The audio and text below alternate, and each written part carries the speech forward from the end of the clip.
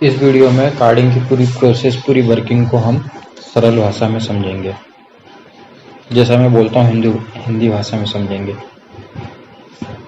सबसे पहले कार्डिंग का चित्र देख लीजिए, किस प्रकार से बना हुआ है, कहाँ पर क्या है। यदि आप कॉलेज स्टूडेंट हैं तो आपको पता होगा, आपने डेमो देखा होगा कॉलेज में कार्डिंग मशीन का। चित्र में भी ठीक उसी प्रकार से डायग्राम बनाया गया है। यही डायग्राम आपको हमेशा याद रखना है। एग्ज़ाम में भी सेम की सेम डायग्राम आपको बनाना है, इसके बारे में आपको बताना है। पूरी वर्किंग, पूरी प्रोसेस आपको लिखना है, तब जाके आपको नंबर मिलेंगे। वाइवा में भी जो क्वेश्चन पूछे जाते हैं कार्डिंग से रिलेटिव, वो सब आपको जितने भी डाउट हैं आज क्लियर होंगे। चलिए चित्र की बात करते हैं।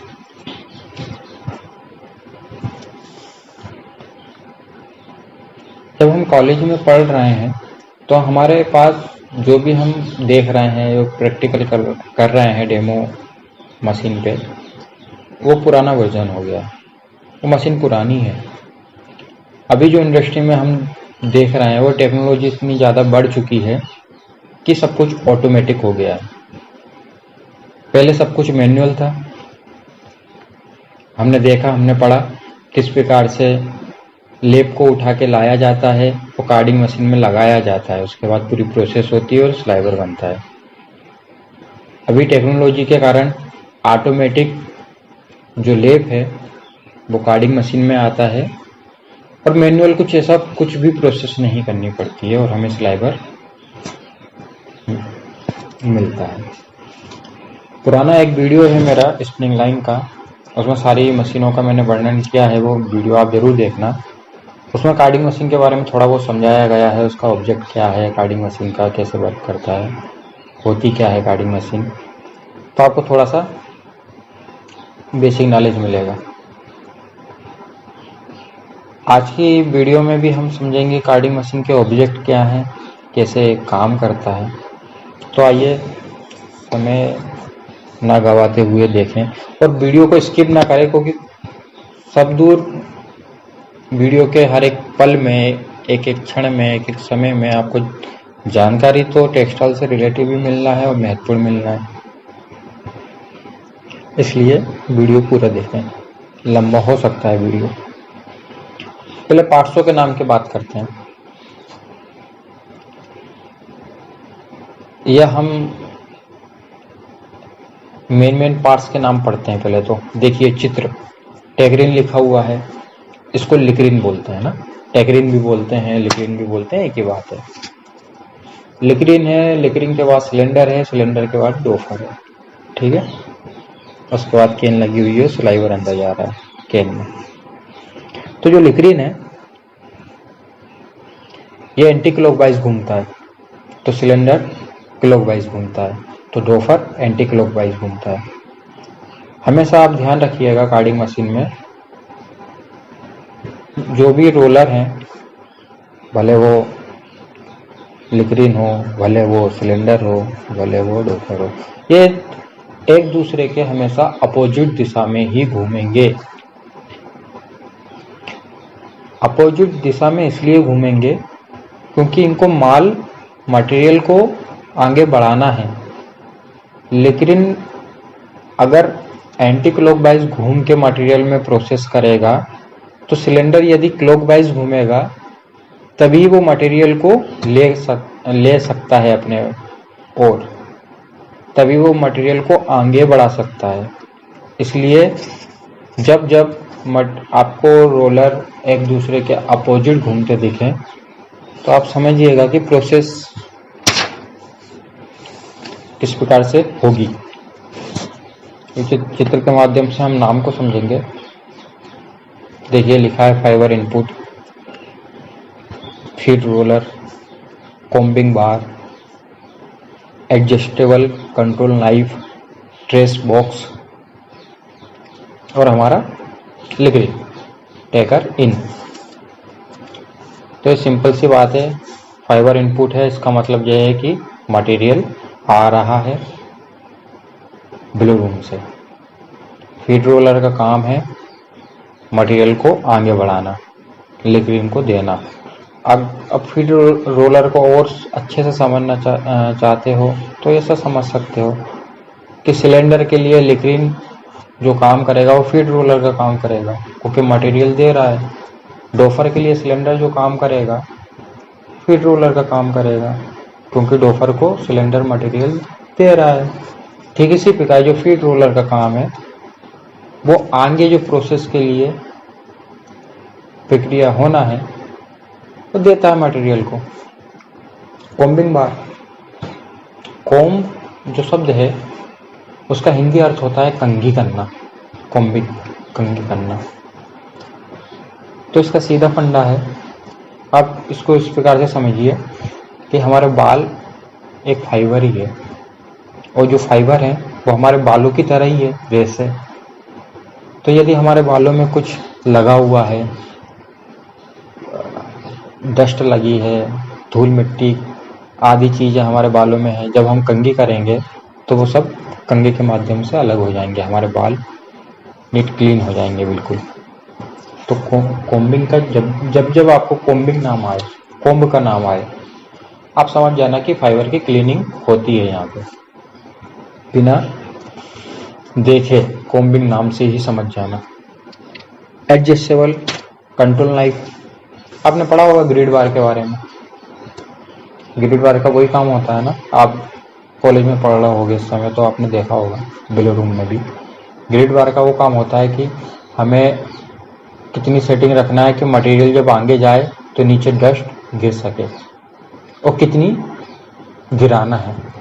अगर ज़्यादा सेटिंग रखेंगे, ज़्यादा खोल के रखेंगे तो ज़्यादा डस्ट नीचे गिरेगी, फाइबर भी नीचे गिरेगा।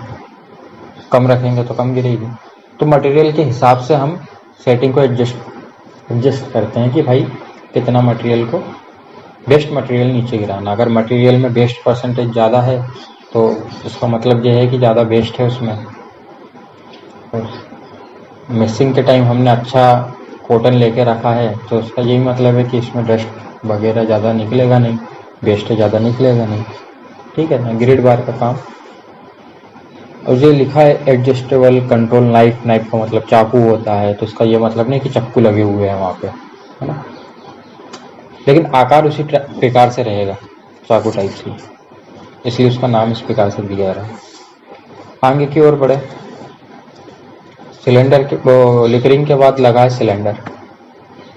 जो मेन क्वेश्चन उठते हैं वो ये भी उठते हैं, वाइवा में बैठते हैं या इंटरव्यू में पूछे जाते हैं, लिकरिंग की स्पीड कितनी है, लिकरिंग का डाया कितना है, ठीक है, किस स्पीड से घूमता है। तो वो जब आप टेक्निकल स्पेसिफिकेशन देखोगे अपने कॉलेज में या जहाँ जिस इंडस्ट्री में जाओगे या नेट पे भी देख सकते हो तो आपको पता चल जाएगा इन चीज़ों के बारे में। ये बहुत बड़ी चीज़ें नहीं है।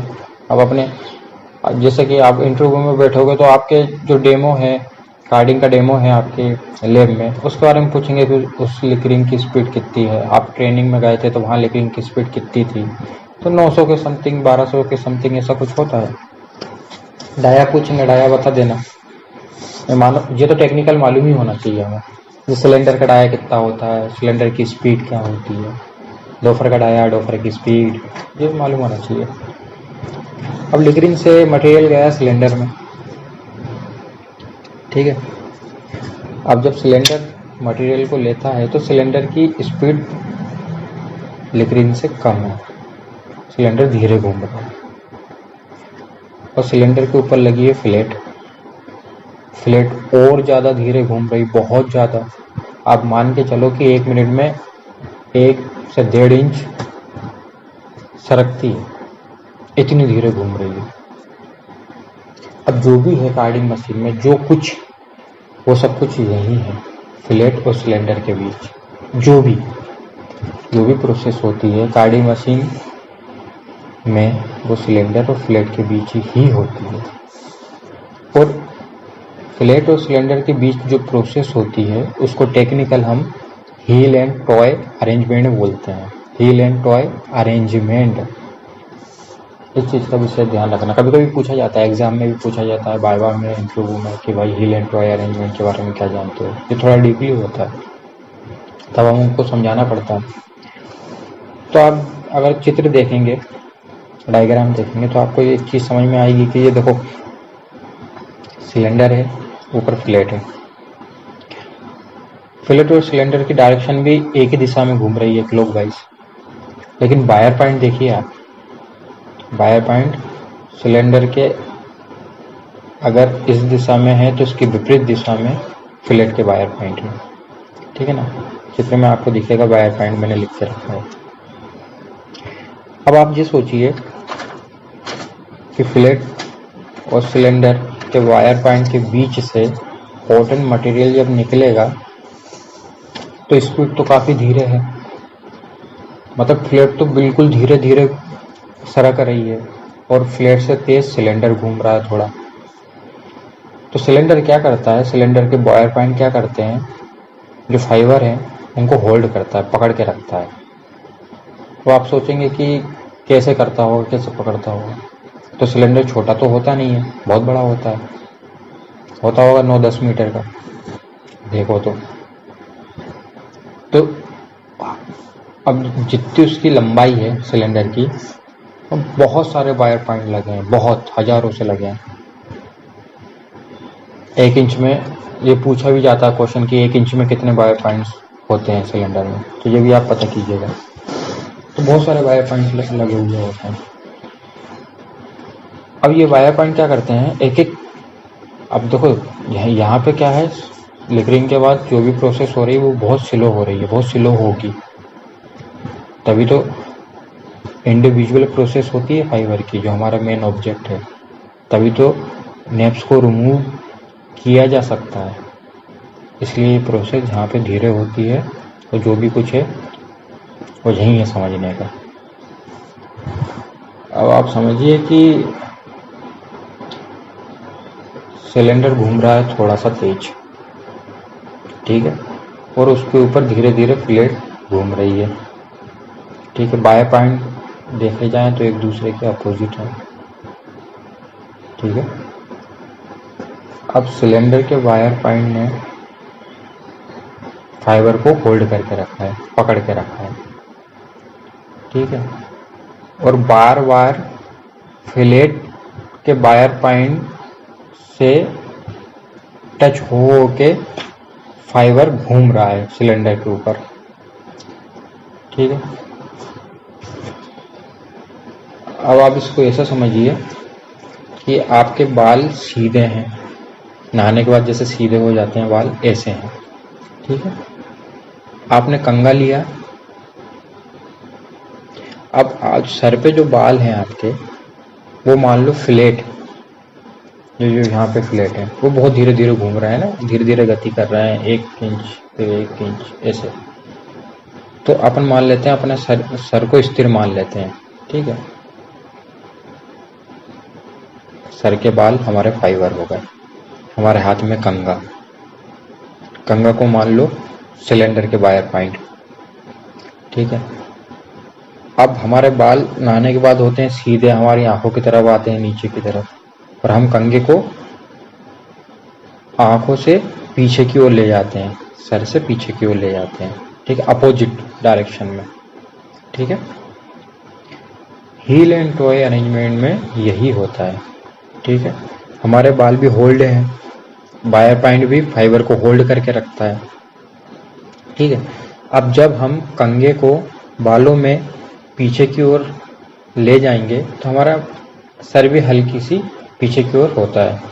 तो मान लो कि हमारा सर हो गया फ्लैट, जो हल्का सा सर का पीछे की ओर, और हमारे सिलेंडर हो गया हमारा हाथ, और तेजी से थोड़ा सा तेज पीछे की ओर बालों को ले गया।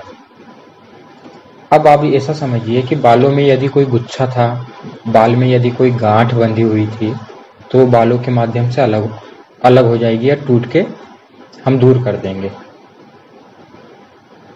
अब जो गांठ है वही तो नेप्स है।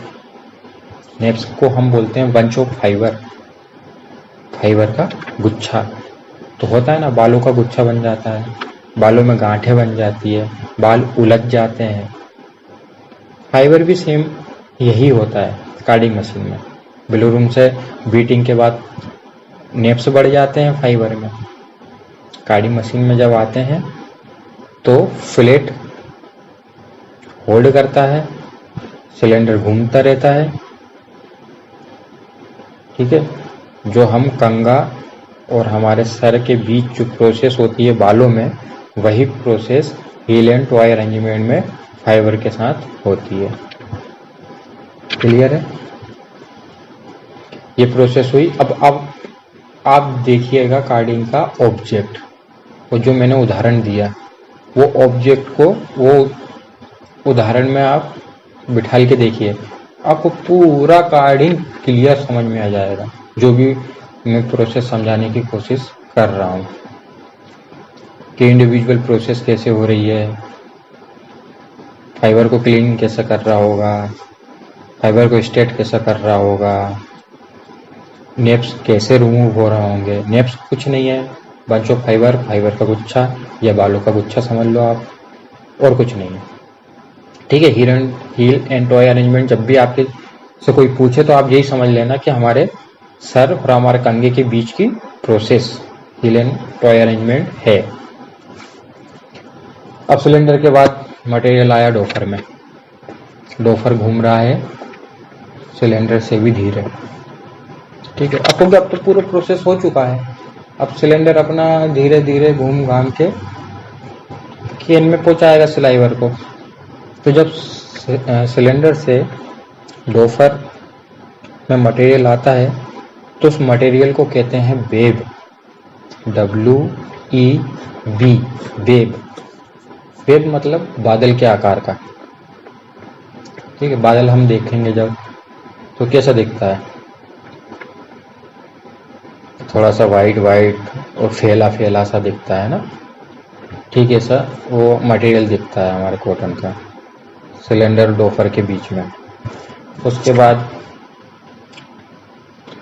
कोम्बर में ज़्यादा कुछ प्रोसेस है नहीं, कोम्बर के नीचे भी ये ट्रैक्स बॉक्स जो है कचरा घर, वो लेकरिंग के नीचे भी लगा रहता है, सिलेंडर के नीचे भी और डोफर के नीचे भी। ठीक है, अगर कुछ भी चीज़ें हैं वो सब नीचे गिर जाती है।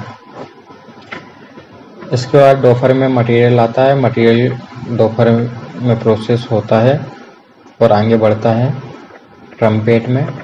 ट्रम्पेट मतलब आप समझ लो कि एक नली है, पानी वाली नली होती है, और वो नली में पानी कैसे निकलता है, ठीक उसी प्रकार स्लाइवर निकलता है ट्रम्पेट से। ठीक है, वो जब तक सिलेंडर और डोफर के बीच वो मटेरियल वेब कहलाता है, और ट्रम्पेट से गुजरने के बाद स्लाइवर बनता है। ठीक है, जब आप नली को देखोगे, पानी वाली नली को, पानी जब नली से निकलेगा तो सेम की सेम स्लाइवर जैसा निकलेगा, उसी गोलाई में, उसी स्पीड में, उसी तरीके से हमारा मशीन से स्लाइवर निकलता है ट्रम्पेट में से। उसके बाद कॉइलर कैलेंडर रोल लगे हुए होते हैं। कॉइलर कैलेंडर रोल का काम कुछ ज़्यादा विशेष है नहीं, प्रेशर रोलर भी बोल सकते हैं हम। प्रेस करता है मटेरियल को ताकि मटेरियल एक दूसरे में होल्ड रहे, सामंजस्य रहे। उस मटेरियल को या स्लाइवर को हम कॉइलर कैलेंडर की सहायता से कैन में डाल देते हैं। कॉइलर कैलेंडर जो है वो भी रोलर लगे हुए होते हैं, वो ऐसे आप कैन में देखोगे, कैन के ऊपर लगा रहता है, कैन के आसपास। मशीन पे जाओगे तो आप, क्योंकि जब प्रैक्टिकल ये चीज़ें देखोगे तो ज़्यादा क्लियर हो जाएगा।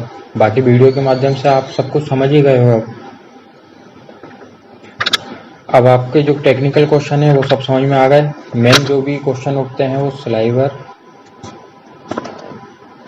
कहाँ बनता है ये पूछा जा सकता है, वेब क्या होता है ये पूछा जा सकता है, डोफर की स्पीड, डोफर का डाया, सिलेंडर की स्पीड, सिलेंडर का डाया, टेकरिंग की स्पीड और लेकरिंग का डाया। वायर पॉइंट के बारे में पूछ सकते हैं, एंगल पूछ सकते हैं, 1 इंच में कितने वायर पॉइंट होते हैं ये पूछ सकते हैं। ठीक है, फ्लेट की स्पीड क्या होती है ये पूछ सकते हैं। वर्किंग टाइम कितनी फ्लेट के वायर काम करते हैं, जैसे कि सिलेंडर और फ्लेट के बीच जब फाइबर निकलता है तो उस समय जो सिलेंडर के वायर पॉइंट से फ्लेट के वायर पॉइंट प्रोसेस कर रहे हैं वो वर्किंग बाय पॉइंट कहलाते हैं, फ्लैट के वर्किंग बाय पॉइंट। और जो ऊपर की ओर है चित्र में देखो आप, उस समय वो वर्क नहीं कर रहा है, तो वर्किंग बाय पॉइंट कितने वर्क करते हैं प्रोसेस के समय, ये पूछ सकते हैं। और बाकी तो और कुछ नहीं है। जो एक चीज़ और देख लो, डोफर के ऊपर क्या लिखा, फ्लैट क्लीनिंग ब्रश। अब जहाँ ब्रश का नाम आ गया तो समझ लो हमारे जीवन में ब्रश का क्या काम है, दांत क्लीन करना, हमारे कपड़ों को क्लीन करता है। तो जहाँ पे लगा के रखा है अगर मशीन में, और कहाँ पे लगा के रखा है, ये फ्लैट के साइड में, तो फ्लैट के बाहर पॉइंट क्लीन कर रहा है। सिंपल है, ज़्यादा दिमागदारी लगाने की ज़रूरत नहीं है। ऐसा समझो आप, साधारण तरीके से हमेशा याद रहेगा, इंडस्ट्री में भी काम आएगा। और अगर और भी क्वेश्चन है, क्योंकि वीडियो बहुत ज़्यादा लंबा हो जाएगा समझने में, और फिर ज़्यादा जितना लंबा होगा उतनी दिक्कत आएगी समझने में। जितने भी और क्वेश्चन है तो आप कमेंट्स कीजिएगा। एक वीडियो और अगर कार्डिंग पे बन गया तो आपकी पूरी कार्डिंग क्लियर हो जाएगी। हील एंड टॉय अरेंजमेंट को अच्छे से समझ लेना, और वीडियो को बार बार सुन के तो और अच्छे से क्लियर हो जाएगा। और एक चीज़ और होते हैं हुक्स।